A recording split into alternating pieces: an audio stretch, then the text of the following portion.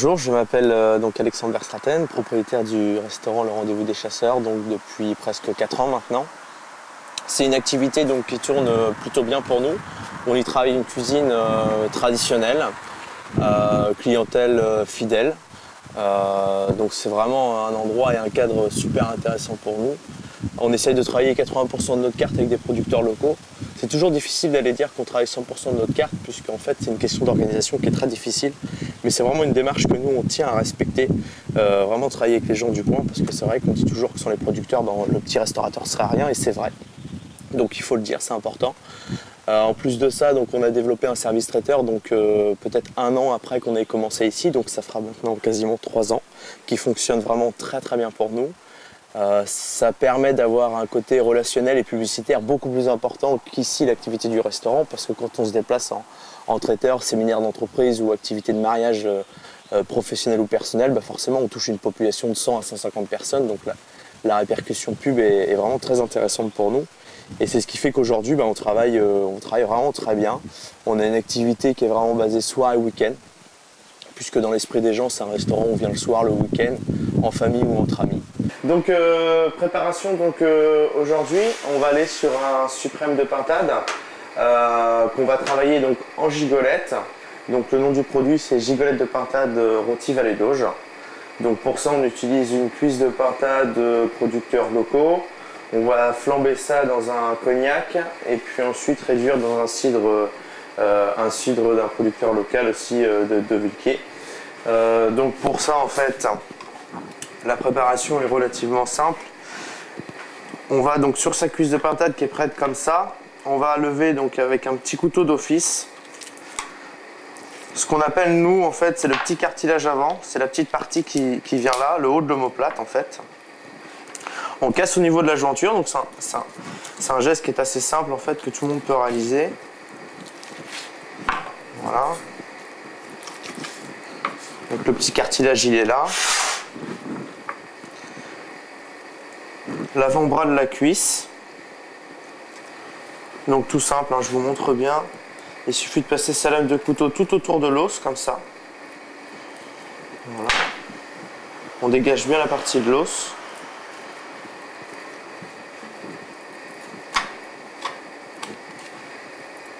On passe au couteau bien au-dessous comme ça. On va retrouver à nouveau une petite jointure ici. Donc on passe de nouveau son couteau d'office. Voilà.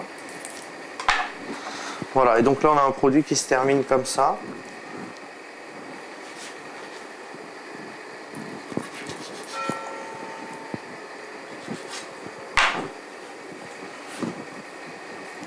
Voilà, et donc là on a une cuisse de pintade qui est quasi désossée. On va garder en fait tout l'os principal pour pouvoir la retrousser sur elle-même, repiquer dans la partie principale de la chair. Et en fait l'idée de la gigolette de pintade c'est pas de la travailler avec une farce, c'est de la travailler en forme de petits gigots. Gigolette, gigolette de pintade. On va sortir les gros ustensiles. Donc on enlève toute la partie haute de l'os.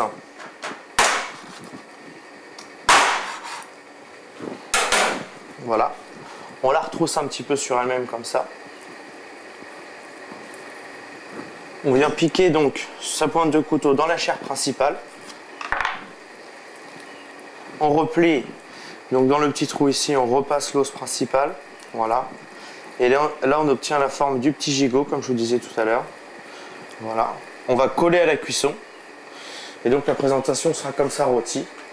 Voilà, donc la forme d'un petit gigot, gigolette de pintade. Alors la cuisson c'est tout simple. On part sur une poêle légèrement adhésive pour éviter que ça colle. Parce que là on va partir sur une cuisson douce mais très longue. Alors le petit secret en fait c'est de mélanger du beurre et de la matière grasse. Donc on va mettre moitié-moitié. Donc moitié beurre, on prend sur un beurre doux. Et moitié matière grasse, donc nous en cuisine on travaille beaucoup à l'huile d'olive. D'accord. Et le fait de mélanger les deux, en fait, on va transformer la matière grasse en margarine. Et là, le beurre va pas du tout noircir. Comme on est sur une cuisson longue, c'est pas comme si on poêlait un steak. Un steak, on fait un aller-retour, il est prêt, le beurre, il n'a pas le temps de noircir. Alors que là, la pintade va vraiment la pousser en cuisson. Donc le mélange des deux va vraiment éviter que le beurre noircisse, en fait. Donc ça, c'est vraiment le petit secret qu'il faut avoir. Voilà, donc l'effet mousseux, je sais pas si vous voulez faire voir, si vous voyez bien. L'effet mousseux, c'est un petit peu ce qui est en train de se passer là quand ça commence à buller comme ça. Donc là c'est ce qu'on obtient quand on mélange les deux matières grasses. Et là on a un beurre qui ne va pas du tout cramer, on a une bonne demi-heure devant nous quoi. D'accord. Donc pour la cuisson c'est tout simple. On va commencer à coller les deux parties, puisque si on la poêlait côté peau directement, ici ça se détacherait, on n'aurait plus la forme du petit gigot. Donc quand on a bien remis notre viande par-dessus en bas comme ça, on va la poêler tout doucement dans ce sens-là. Voilà. Et donc l'effet ça va être de pouvoir coller un petit peu le dessous de la gigolette. On assaisonne côté peau, simplement sel, poivre.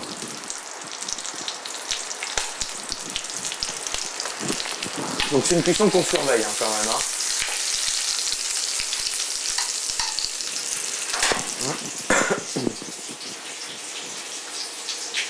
Donc le feu moyen.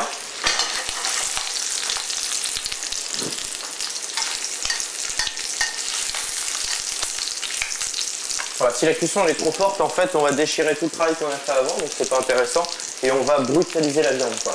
Donc le petit secret, c'est vraiment toujours prendre le temps de travailler le produit tout doucement. Vraiment, les conditions de température, c'est hyper important, quoi.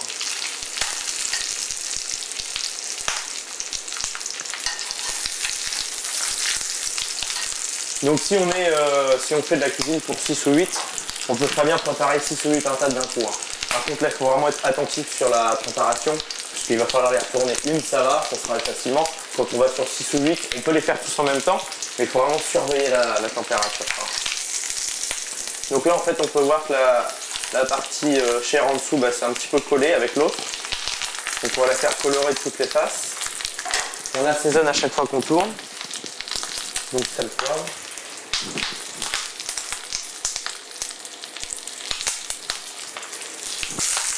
Alors une fois qu'elle est bien colorée comme ça crée une petite croûte. En fait la croûte est hyper importante parce qu'au niveau de la cuisson, ça va maintenir la cuisson, on va avoir une chair qui est hyper tendre à l'intérieur. Si on avait directement commencé nos gigolettes de pintade au court bouillon, on aurait une cuisson trop sèche. Alors le fait de la faire poêler comme ça tout autour, quand les sucres de cuisson vont se déglacer, on va vraiment avoir une viande très très moelleuse à l'intérieur. Ça c'est hyper important aussi. Donc une fois qu'elle est bien colorée comme ça, on la retire simplement du feu. Voilà, on la repose sur sa planche de travail. La matière grasse usagée, ben, on ne l'utilise pas. Ça donnera bonne conscience aux femmes. Voilà. On repart sur le feu. Sur une poêle neutre. On va y replacer la petite viande dessus. Voilà. Et là, on va intervenir sur le déglaçage. Alors, déglaçage, on peut faire ça avec un Calvados. Mais comme après on va intervenir sur du cidre, on va avoir deux côtés sucrés. Donc moi j'aime bien, c'est aller sur la nuance du cognac, le côté un petit peu amer. Donc on se retire, surtout on fait attention.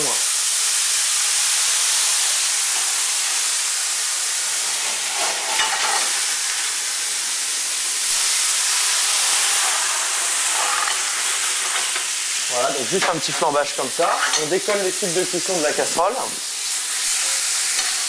Voilà, donc là on peut commencer à sentir un peu le cognac. Et là on va faire réduire dans un cidre. Voilà, tout simplement, on arrose correctement.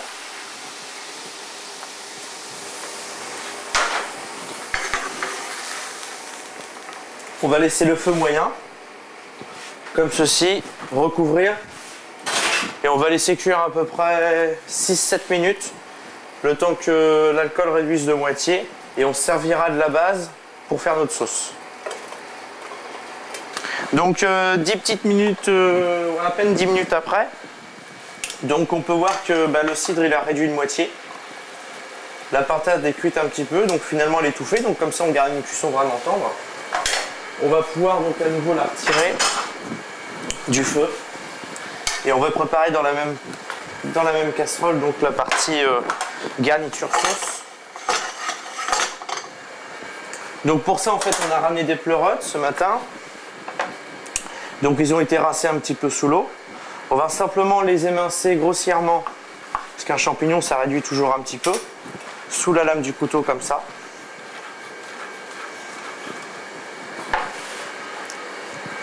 On va les mettre dans la fin du cidre. Donc le cidre il a réduit de moitié, il a caramélisé un petit peu, il s'est transformé un petit peu en sucre. Donc là, on va pouvoir y aller sur un feu vif.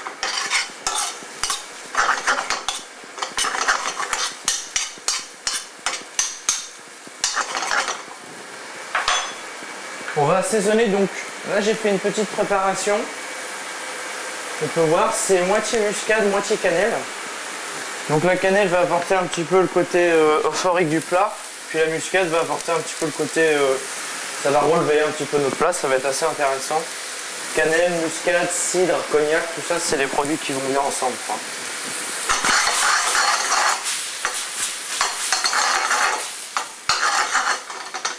Donc si on voit que tout le cidre a été absorbé par le champignon, on n'hésite pas, on peut remettre un tout petit peu d'eau pour faire notre base de sauce.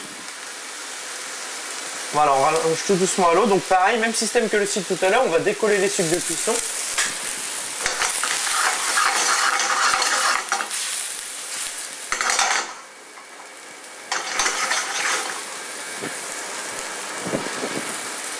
On va assaisonner sel poivre parce que le champignon c'est un produit quand même à l'état brut qui est assez fade.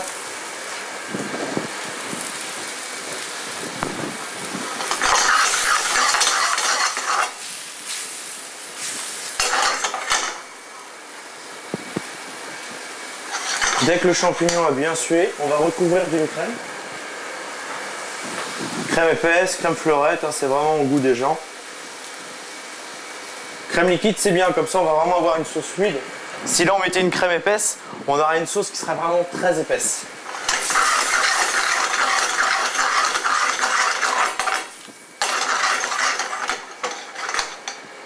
Voilà, donc là on va laisser la crème réduire à nouveau, comme tout à l'heure avec le cognac, comme tout à l'heure avec le cidre. On laisse toujours ces liquides réduire de moitié. C'est ce qui crée un peu la sauce. Donc là la crème va brunir un petit peu. On va prendre le goût du champignon, du cidre, du cognac qu'on a mis tout à l'heure. On va refaire faire un aller-retour donc à sa viande dans la préparation de sauce. Voilà. Ça va la réchauffer un petit peu. Comme ça, le temps qu'on a préparé sa sauce, sa viande n'a pas trop refroidi. On va passer au dressage. Alors, au dressage assez simple, hein, on ne cherche pas des... Alors pour ça, donc, on a fait une petite pomme briochée. C'est une préparation qui est en fait sucrée-salée, donc qui est super intéressant. On va incorporer dans la cuisine traditionnelle normande du sucré-salé, donc la nuance est hyper important. Alors la pomme briochée, en fait, c'est tout simple, c'est de la pâte à pain de mie. En dessous, on a un médaillon de pain qu'on a fait tremper dans un beurre clarifié. Donc un beurre clarifié, c'est un beurre qu'on a fait fondre, tout simplement comme ceci. Et quand on s'amuse à le faire fondre, soit au bain-marie, soit au four instantané, on va voir qu'il y a une petite écume qui remonte, la partie blanc, on appelle ça le petit lait. Il suffit de le retirer et on a un beurre pur. Le résultat, donc, ça s'appelle un beurre clarifié. Et c'est un côté assez noisette quand on passe au four, c'est très intéressant. Donc on en met un petit peu au fond de son petit ramequin. Petite pâte à pain de mie. Et dedans, on a travaillé de la julienne de pomme fruit. Donc moi, je prends de la Royal Gala, c'est de la pomme qui se tient bien à la cuisson, qu'on fait confire dans un cidre. Et là, une fois que c'est confit, que c'est réduit comme tout à l'heure pour la préparation de la pintade, on va simplement mettre un peu de compote de pommes et notre pomme briochée est prête. Préparation 10 à 15 minutes les 8 quoi. Donc ça va très très vite. Donc là, la viande est prête.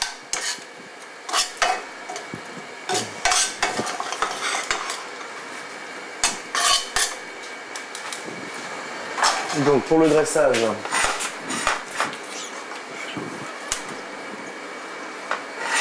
voilà, donc on peut s'amuser à faire une petite déco. Moi j'utilise beaucoup la crème de balsamique, on utilise la poudre de paprika.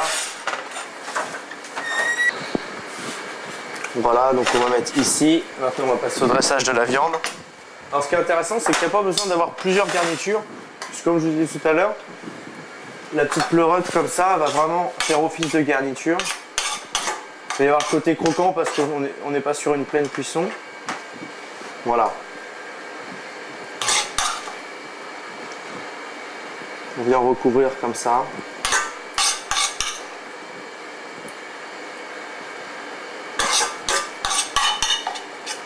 D'ailleurs, on sent bien le cidre, la muscade. Et puis pour finir, on a toujours quelques persils frisés toujours dans le jardin, donc là on n'hésite pas. On prend des petites têtes de persil frisées. Voilà, on vient meubler ici. Ça peut se manger aussi, c'est très bien. Et voilà, on finit avec la gigolette de pintade, donc rôti vallée d'auge. Petite crème de champignons pleurote.